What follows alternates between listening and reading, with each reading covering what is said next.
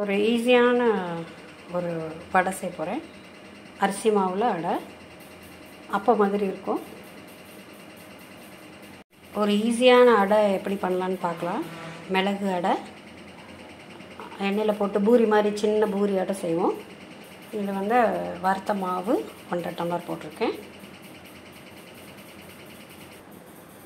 உப்பு கொஞ்சமாக சேர்த்துக்கலாம். மிளகுத்தூள், மிளகு ஜீரகத்தூள் நம்ம முட்டைக்கு வச்சுருப்போம் இல்லையா, அதை போட்டிருக்கேன்.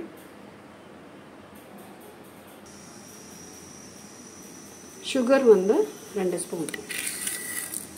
இது வந்து ஒரு ஸ்வீட்டும் காரமாக டேஸ்ட் இருக்கும். ஈஸியான ரெசிபி தான் அது. 2 ஸ்பூன் எண்ணெய் விடணும். இப்போ தண்ணி கொதிச்சிருச்சு. கொஞ்சமாக தண்ணி சேர்த்துக்கலாம், பார்த்துட்டு எக்ஸ்ட்ரா சேர்த்துக்கலாம். அப்படியே நம்ம இடியப்ப மாவு பிசைகிற மாதிரி பிசையணும். இப்போ பாருங்கள், இது சுடுதண்ணி ஊற்றிருக்கேன். கொஞ்சமாக முதல் ஊற்றணும். அதை நல்லா கலக்கிட்டு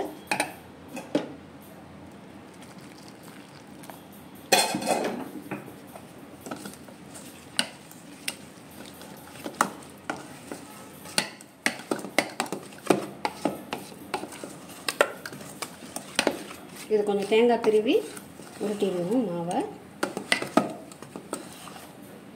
ஈஸியாக பிள்ளைங்க பசிக்குதுன்னு கேட்டால் ஈஸியான ஸ்நாக் இது.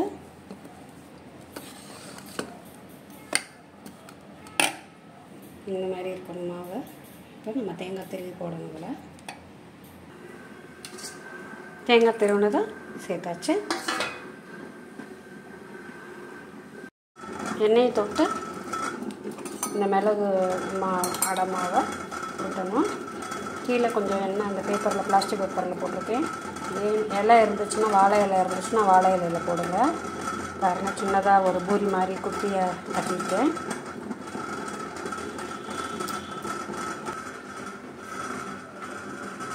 பாருங்க, போடுறேன் எண்ணெயில்.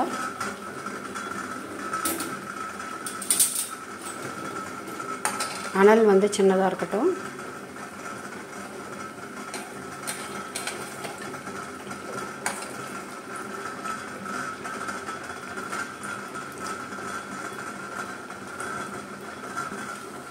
ஒரு பக்கம் பாருங்கள், வேகட்டும். நல்லா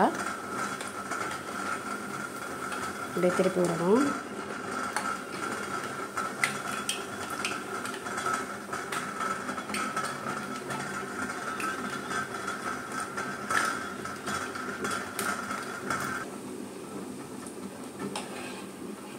நல்லா வெந்துருச்சு.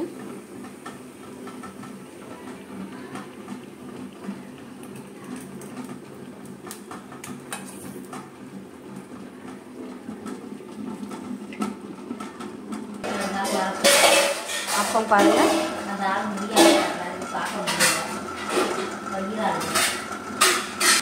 அப்பம் பாருங்கள் போட்டு எடுத்துட்டேன்.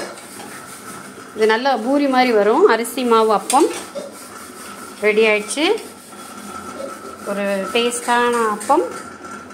ட்ரை பண்ணி பாருங்கள். ரொம்ப எண்ணெயெல்லாம் குடிக்காது. ட்ரை பண்ணி பாருங்கள் friends. Watch my channel for more videos. Thank you.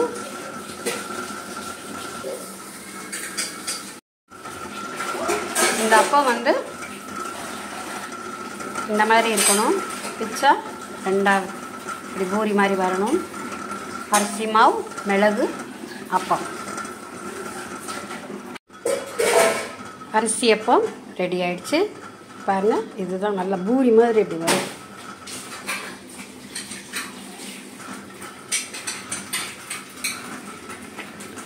இப்படி எடுக்கும்போது இது ரெண்டாக பிரிக்கும்போது பாருங்கள்,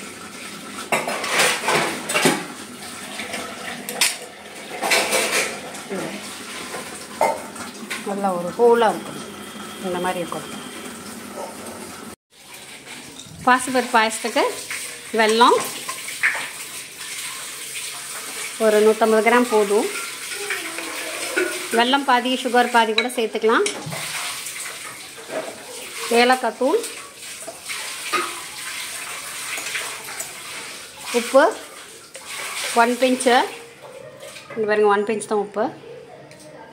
முந்திரி பருப்பை வந்து வறுத்து போடணும். முந்திரி பருப்பு போட்டேன்.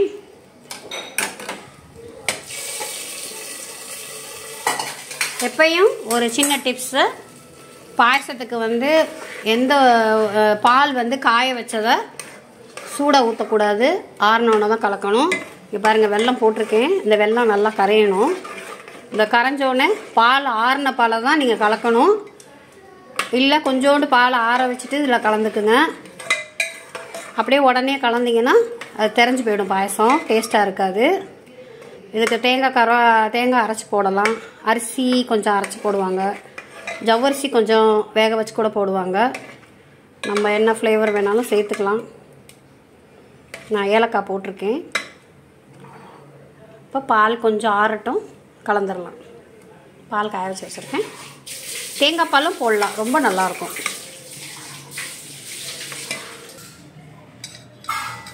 பாருங்க, ஏதாவது ஒன்று ஆறணும். ஒன்று இது ஆறணும், இல்லைன்னா பால் ஆறணும்.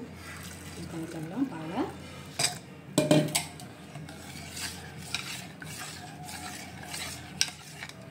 ஒரு டேஸ்டான பாஸ்கல் பாயசம் ரெடி ஆயிடுச்சு. தேங்க்யூ ஃப்ரெண்ட்ஸ் ஃபார் வாட்சிங்.